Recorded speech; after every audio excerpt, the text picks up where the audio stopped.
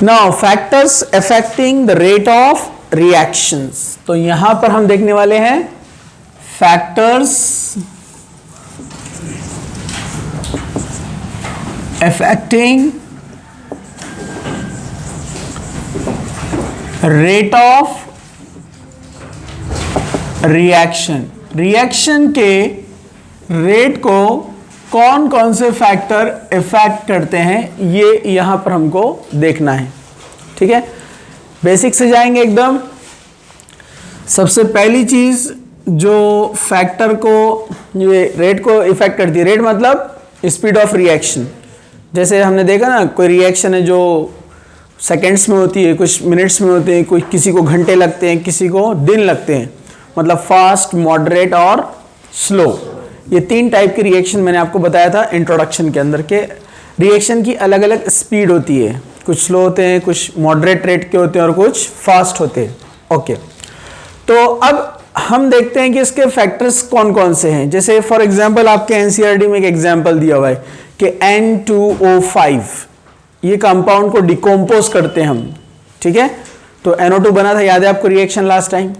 तो इसको अगर डिकम्पोज करने जाए हम, अगर टेम्परेचर 50 डिग्री सेंटीग्रेड हो तो 12 मिनट में ये रिएक्शन हाफ हो जाती है, मतलब half of the N2O5 of initial amount रहेगा। समझा आपको? जो N2O5 आपने स्टार्टिंग में लिया है उसका हाफ बचेगा 12 मिनट के अंदर, तो उसका हाफ लाइफ हो गया ना 12 मिनट।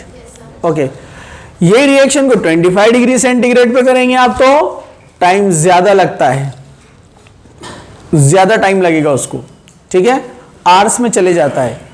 और टेम्परेचर कम करेंगे तो और टाइम लगेगा उसको डिकम्पोज होने के लिए, मतलब टेम्परेचर बढ़ा रहे तो जल्दी जल्दी हो रहा है डिकम्पोजिशन, मतलब टेम्परेचर इफेक्ट करता है। तो ऐसे बहुत सारे फैक्टर्स हैं जो इफेक्ट करते हैं। तो उसमें से पहला है टेम्परेचर, इसको तो हम डिटेल में देखने वाले हैं। टेम्परेचर, तो टेम्परेचर एक फैक्टर है जो रेट को इफेक्ट करता है। मतलब जैसे जैसे आप टेम्परेचर बढ़ाएंगे तो क्या होने वाला है, रेट भी बढ़ेगा। As temperature increases rate of the reaction increases.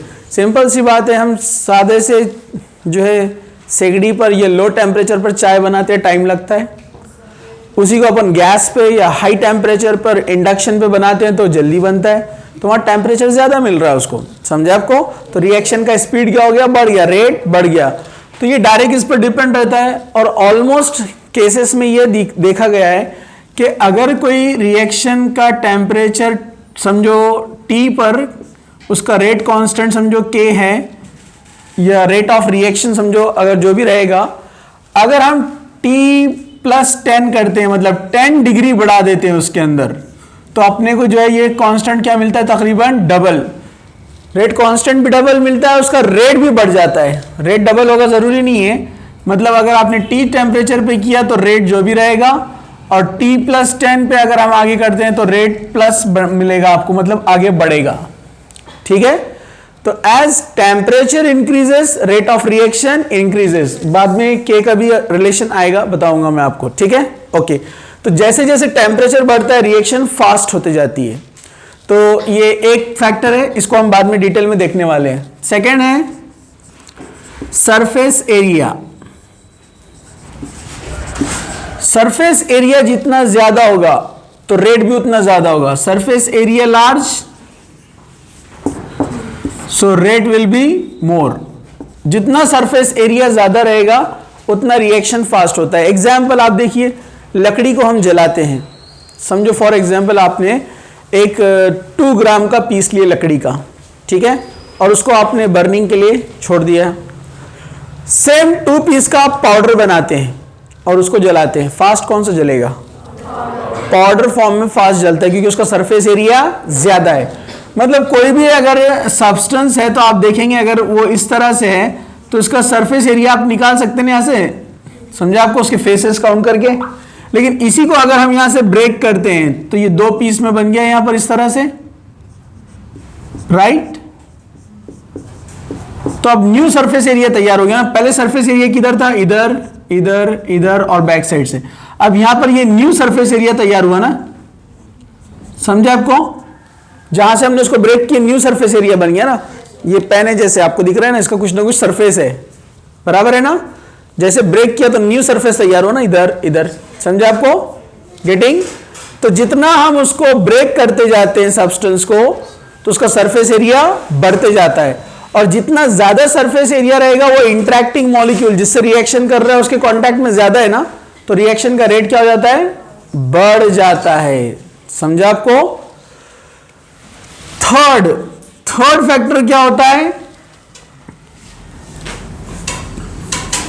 Chemical nature, मतलब स्टेबल है या रिएक्टिव है, स्टेबल और रिएक्टिव के जो केमिकल है जो हम यूज कर रहे हैं वो स्टेबल है। जैसे ऑर्गेनिक कंपाउंड में हमने देखा ना, किसी में रेजोनेंस है तो स्टेबिलिटी ज्यादा होती है, तो वो जल्दी रिएक्शन नहीं देते, तो डेफिनेटली जो स्टेबल होते हैं उनका रेट क्या होता है, कम, और जो रिएक्टिव है उनका रेट क्या रहेगा, ज्यादा।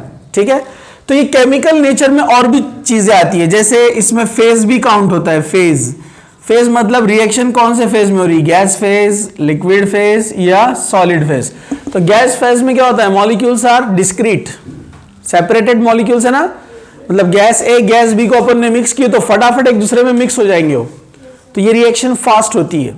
ठीक है, लिक्विड में जाएंगे तो अपन मॉलिक्यूल्स, इसके मॉलिक्यूल आपस में मतलब इंटरकनेक्टेड है, इसके मॉलिक्यूल्स बी के आपस में इंटरकनेक्टेड है, टाइम लगेगा ए से ए को ब्रेक होने के लिए, बी को बी से ब्रेक होने के लिए, फिर ए बी बनने के लिए। समझे आपको। तो लिक्विड, सॉलिड में हम जाएंगे तो they are tightly holded by the substance, वो सब्सटेंस के अंदर टोटली पैक्ड है एकदम, ये वाले भी पैक्ड है, आसानी से छोड़ेगा नहीं ना, तो रिएक्टिविटी क्या होती है उसकी, और कम। फिर इसके अंदर एक और एक होता है ये nature on the basis of type, जैसे होमोजीनस एंड हेट्रोजीनस। तो जो होमोजीनस रहते हैं सिमिलर टाइप के, उनमें इंटरेक्शन बहुत अच्छे से होता है, और जो डिफरेंट टाइप के रहेंगे हेट्रो, उनमें इंटरेक्शन प्रॉपरली नहीं होता है। ये हम एग्जांपल देख चुके हैं, वुड्स रिएक्शन में हमने देखा कपलिंग में अपने को इवन वाला अच्छे से मिलता है, क्योंकि मॉलिक्यूल्स क्या है, सिमिलर है। ये भी एक पॉइंट है। और होमोजीनस और हेट्रोजीनस भी, होमोजीनस जो रहते हैं वो सेम नेचर वाले रहते हैं, वो इंटरेक्शन फास्ट करते हैं। ठीक है, ओके। तो ये भी फैक्टर है जो रेट को इफेक्ट करेगा। इसी तरह एक इंपॉर्टेंट है वो है कैटलिस्ट। कैटलिस्ट क्या होता है, रिएक्शन के रेट को बढ़ाता है या घटाता है। तो ये पार्ट भी अपन जो है यहां पर डिटेल में देखने वाले, टेम्परेचर और कैटलिस्ट। तो कैटलिस्ट जो रहता है वो रिएक्शन के रेट को बढ़ाता भी है, घटाता भी है। जो बढ़ाता है उसको हम बोलते हैं पॉजिटिव कैटलिस्ट, जो घटाता है उसको हम बोलते हैं निगेटिव कैटलिस्ट। एक्चुअली क्या होता है, जब हम देखते हैं कि मैंने आपको बताया था रिएक्शन, याद है आपको SN1 SN2, तो SN2 में आपने देखा था इस तरह से ग्राफ बनता था, ये अपना रिएक्टेंट है, ये अपना प्रोडक्ट है, ये कौन है, ट्रांजिशन स्टेट। ट्रांजिशन स्टेट क्या होता है, amount of energy required to raise the reactant to transition state. किसी भी रिएक्शन को प्रोडक्ट बनने से पहले उसको ट्रांजिशन स्टेट में जाना पड़ता है, मतलब पहले उसको लूज होना पड़ता है। समझा आपको। अब कोई वॉल अपने को गिराना है, तो उसको हथौड़े से, हैमर से आप मारते जाएंगे, बहुत देर तक मारेंगे, तो जब वो लूज हो जाएंगी, अब आपको लगेगा कि अब ये गिरने के लिए तैयार है, तो ये ट्रांजिशन स्टेट है। उसके लिए आपको एनर्जी लगाना पड़ा है ना, तो जितना ज्यादा एनर्जी लगाना पड़ रहा है उसको हम बोलते हैं उतना ज्यादा जो है यहाँ पर ट्रांजिशन स्टेट, ये डिफरेंस आएगा, इसको बोलते हैं एनर्जी ऑफ एक्टिवेशन। समझा आपको। तो ऐसे ही रिएक्टेंट्स के अंदर, केमिकल्स के अंदर अलग अलग केमिकल को प्रोडक्ट में कन्वर्ट करने के लिए पहले उसके बॉन्ड्स ब्रेक करना पड़ते हैं। केमिकल रिएक्शन क्या होती है, breaking of old bonds, making of new bonds. तो ओल्ड बॉन्ड ब्रेक करना है तो एनर्जी देना पड़ेगी ना। किसी का बॉन्ड स्ट्रांग रहता है तो ज्यादा एनर्जी देना पड़ती है, किसी का बॉन्ड वीक रहता है तो एनर्जी कम देना पड़ती है। तो जहां एनर्जी कम देना पड़ती है जल्दी से प्रोडक्ट बन जाता है, तो वहां ट्रांजिशन स्टेट क्या होती है, कम, छोटी होती है, क्योंकि एनर्जी कम लग रही है ना उसको। लेकिन जिसके बॉन्ड स्ट्रांग है उसको ब्रेक करने के लिए एनर्जी ज्यादा देना पड़ता, मतलब ज्यादा हीट करना पड़ता, तो ग्राफ में ज्यादा बताएगा वो। समझा आपको। तो उसको एनर्जी ज्यादा देना पड़ेगी। तो लेकिन अगर हम कोई रिएक्टेंट है और उसको एनर्जी ज्यादा देना पड़ती है, एनर्जी ऑफ एक्टिवेशन ज्यादा है, तो डेफिनेटली उसका रेट क्या रहने वाला है, कम। जल्दी से नहीं बनेगा ना, टाइम लगेगा उसको। लेकिन इस रिएक्टेंट को अपन लूज बना देते हैं, लूज कर देते हैं। जैसे मैंने अभी एग्जांपल दिया, वॉल को अपन तोड़ रहे हैं तो हैमरिंग बहुत करना पड़ेगा ना, हथौड़े से बहुत मारना पड़ेगा तब वो लूज होंगी। लेकिन आजकल कुछ केमिकल्स आते हैं, पता है आपको, वो स्प्रे अगर मार दिया आपने वॉल के ऊपर, वो ऑटोमेटिक लूज हो जाती है।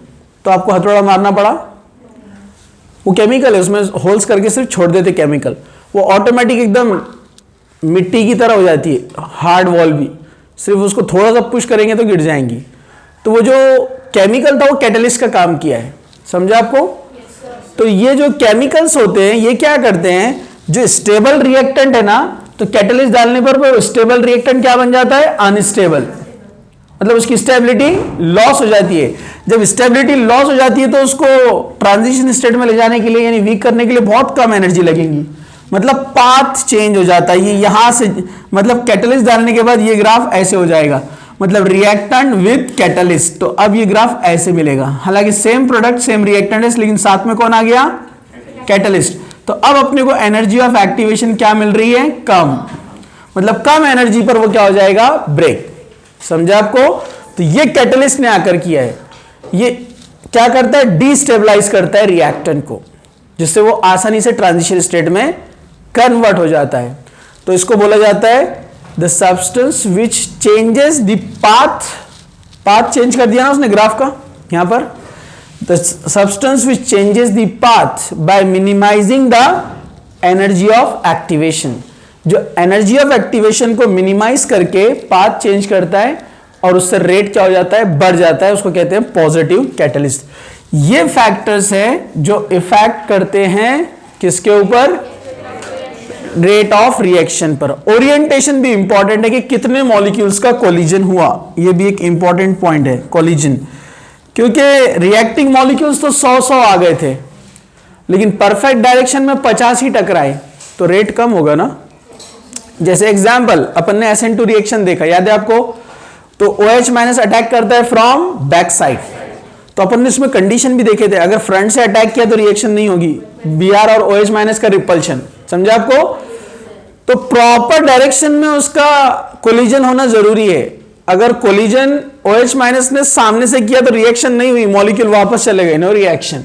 अगर पीछे से अटैक किया तो रिएक्शन होगा, देखा था ना अपन ने बैक साइड अटैक।